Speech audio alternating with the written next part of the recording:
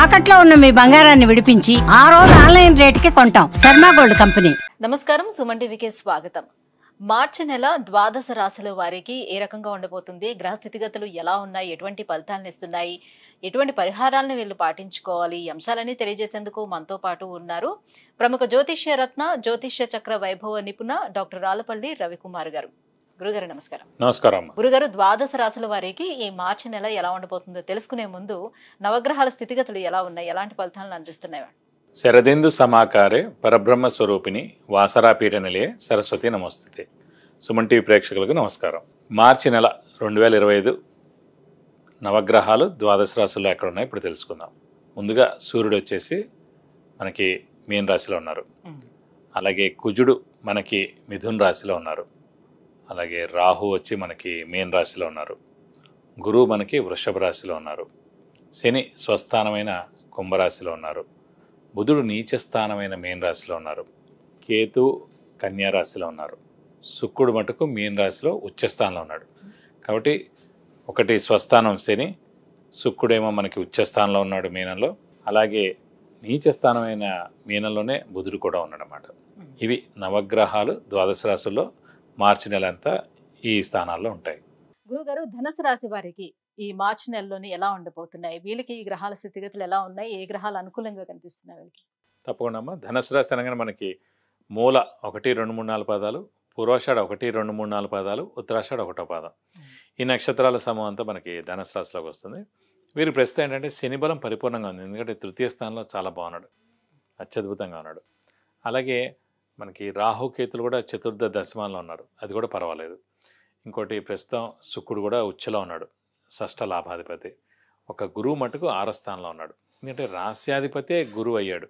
అలాంటి రాస్యాధిపతే 6వ స్థానంలో ఉన్నాడంటే అంటే హార్డ్ వర్క్ ఎంత చేసినా కూడా దాని ప్రతిఫలం దొరకట్లేదు అన్నమాట. లాస్ట్ ఇయర్ మే నుంచి 2024 మే నుంచి 2025 మే దాకా కూడా 6వ స్థానంలో ఉంటాడు గురువు.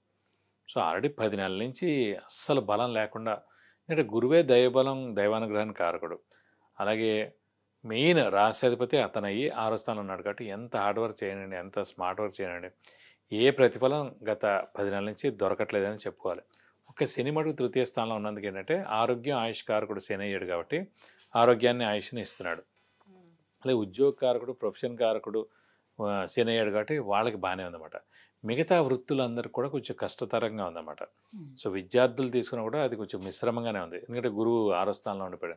జ్ఞానాన్ని కారకుడు అలాగే విద్య కారకుడు కూడా గురువు అవుతాడండి. కాబట్టి అలాంటి గురువే 6వ స్థానంలో ఉండేప్పటికీ చాలా కష్టపడితే కానీ పనులు జరగట్లేదు. దైవబలమైన లేదనుకోండి ఆటోమేటిక్గా పనులు జరగవు. రాశ్యాధిపతి కూడా అతనే అయ్యాడు కాబట్టి ఇంకా పనులు అస్సలు అవ్వట్లేమాట. సో డిలే, మెయిన్గా డిలే అయిపోవడం, బద్ధకం పెరిగిపోవడం. ఆల్రెడీ ధనుసు రాశి వారికి ముక్కు సూటితనం ఉండడం, అలానే స్ట్రైట్ ఫార్వర్డ్నెస్ మలాన్ని మనకి మిత్రులు కూడా శత్రువులు అయిపోతుండడం, అనవసరంగా ఏదో ఒక మాట అనడం ద్వారా వాళ్ళు ఫీల్ అవ్వడం, ఇవన్నీ కూడా జరుగుతుంటాయి అన్నమాట. కానీ ముఖ్యంగా వ్యాపారస్తులు మటుకు అస్సలు కొత్త వ్యాపారం స్టార్ట్ చేయకూడదు, ఎక్స్పాన్షన్కి వెళ్ళకూడదు, క్రెడిట్స్ ఇవ్వకూడదు, అలాగే షూరిటీస్ పెట్టకూడదు. 3వ స్థానంలోని శని బాగానే ఉన్నాడు కదా అని వ్యాపారస్తులు ముందడుగు వేసే శని యాక్చువల్గా ఉద్యోగ కారకుడు, వృత్తి కారకుడు, కానీ వ్యాపార కారకుడు కాదండి. వ్యాపార కారకుడు సాధారణంగా చంద్రుడు, బుధుడు, గురువు అండి.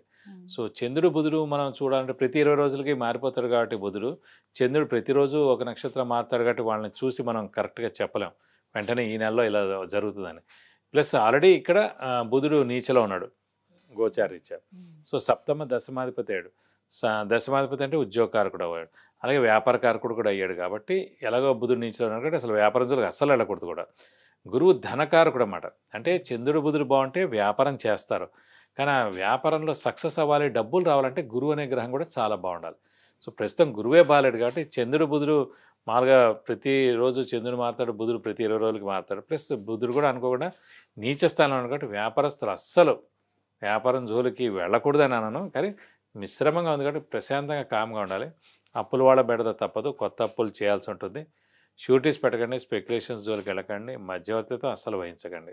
ఓవరాల్ గా చూసుకుంటే ఆర్థిక పరంగా ఎలా ఉంటుంది?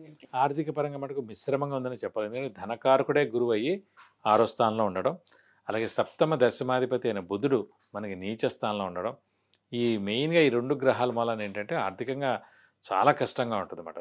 చెప్పాను ఖచ్చితంగా అప్పులు కూడా చేయాల్సి ఉంటుంది. ఎక్కువ అప్పు కూడా చేయాల్సి ఉంటుంది అనమాట. ఇదంతా షో రన్ చేయడం కోసం.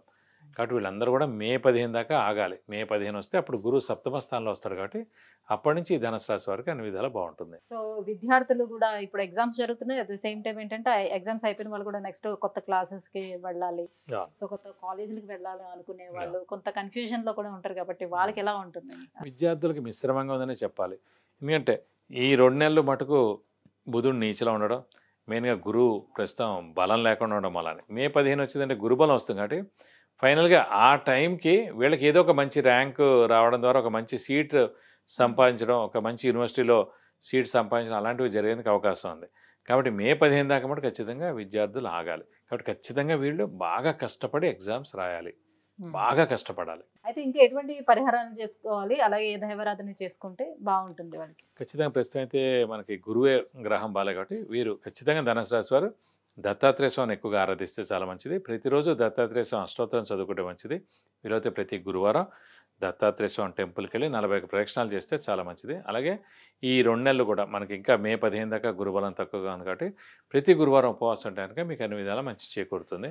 అలాగే ఇంకా కొంచెం గురుబలం కావాలి. ఇప్పుడు ఈ విద్యార్థులకు మెయిన్గా ఇప్పుడు ఎగ్జామ్స్ రాయాలి, కాంపిటేటివ్ ఎగ్జామ్స్ రాయాలి, సెట్స్ రాయాలి, ఇవన్నీ ఉన్నాయి కాబట్టి ఖచ్చితంగా వీరు మటుకు గురువుకి 16 వేల సార్లు జపం చేయించి కేజీంపో శనగపప్పు, ఒక ఎల్లో లుంగి, 1000 రూపాయల వర్త్ గోల్డ్ ఐటమ్ దాని వేస్తే కనుక మీకు అన్ని విధాలా మంచి చేకూరుతుంది.